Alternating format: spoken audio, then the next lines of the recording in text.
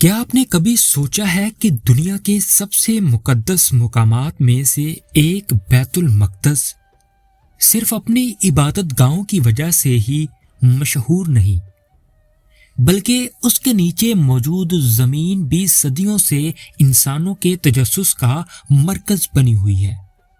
آخر وہ کون سی سرنگیں ہیں جن کے بارے میں کہا جاتا ہے کہ انہوں نے مورخین، ماہرین آثار قدیمہ، سیاستدانوں اور دنیا بھر کے کروڑوں لوگوں کی توجہ اپنی طرف کھینچ لی؟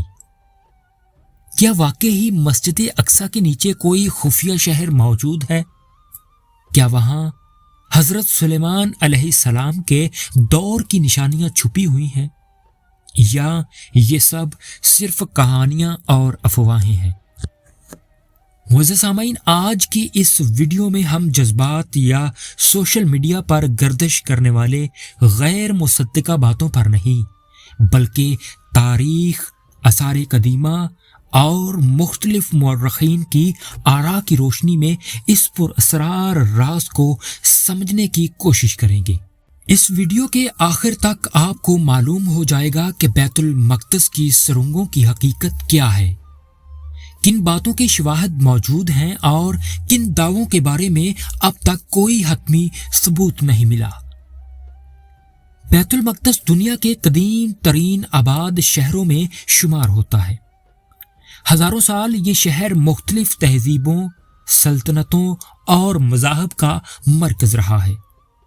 مسلمانوں کے لیے اس کی عظمت اس لیے بھی بے مثال ہے کہ یہاں مسجد اقصی واقع ہے، جو اسلام کا پہلا قبلہ اور نبی کریم صلی اللہ علیہ وآلہ وسلم کے سفر معراج سے وابستہ مقدس مقام ہے۔ یہی وہ سرزمین ہے جہاں بے شمار انبیاء کرام علیہ السلام تشریف لائے، جہاں دعوت حق کی صدائیں بلند ہوئیں اور جہاں تاریخ نے بارہا اپنے رخ بدلے۔ یہی وجہ ہے کہ اس شہر کی زمین کا تقریباً ہر حصہ کئی تہوں کو اپنے اندر سموئے ہوئے ہے۔ جب بھی کسی دور میں یہاں تعمیر یا کھدائی ہوئی، اکثر نیچے سے کسی نہ کسی قدیم تہذیب کے آثار برآمد ہوئے، اور یہی چیز اس شہر کو دنیا کے سب سے پوشیدہ آثار قدیمہ کے مقامات میں شامل کرتی ہے۔ معزز سامعین، اکثر لوگ سمجھتے ہیں کہ بیت المقدس کی سرنگیں شاید کسی ایک بادشاہ یا ایک ہی دور میں بنائی گئی ہوں، لیکن حقیقت اس سے کہیں زیادہ پیچیدہ ہے۔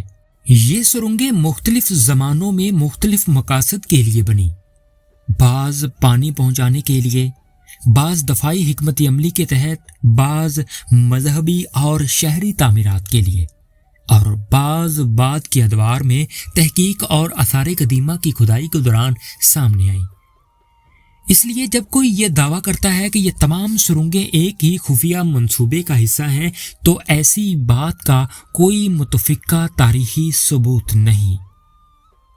حضرت داؤد علیہ السلام اور حضرت سلیمان علیہ السلام کے زمانے کا ذکر آتے ہی بیت المقدس کی اہمیت مزید بڑھ جاتی ہے۔ تاریخی روایات کے مطابق اس علاقے میں عظیم تعمیرات ہوئیں۔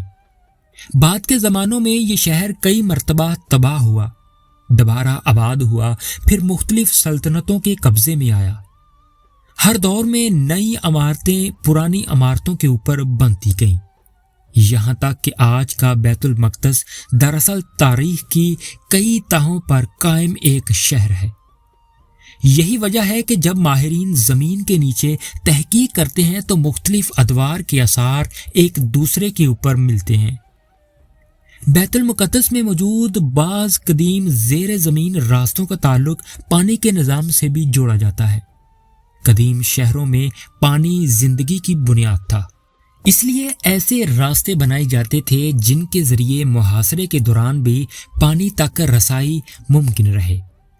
بعض سرنگیں اسی مقصد کے لیے بنائی گئیں، جبکہ بعض بعد میں بند ہو گئیں اور صدیوں تک مٹی کے نیچے چھپی رہیں۔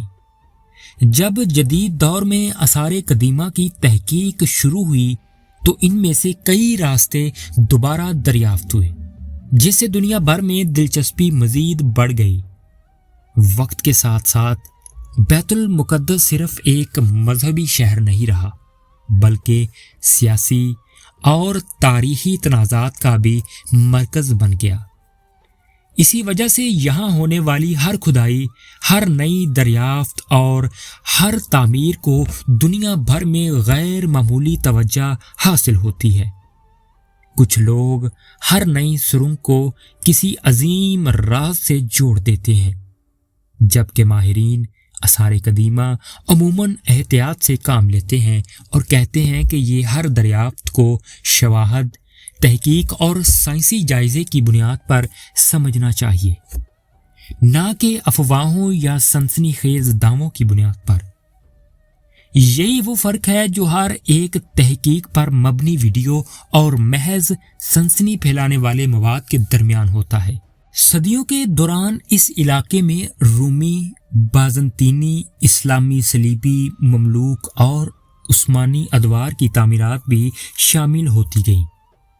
اس کا مطلب یہ ہے کہ آج اگر کسی جگہ زیر زمین کوئی دیوار، کمرہ یا سرنگ ملتی ہے تو ضروری نہیں کہ وہ حضرت سلیمان علیہ السلام کے زمانے کی ہو، وہ کسی بھی بعد کے دور سے تعلق رکھ سکتی ہے، اور اسی لیے ماہرین ہر دریافت کی عمر، طرز تعمیر، پتھروں، مٹی اور دیگر شواہد کا باریک بینی سے جائزہ لیتے ہیں تاکہ اس کا درست تاریخی پس منظر معلوم کیا جا سکے۔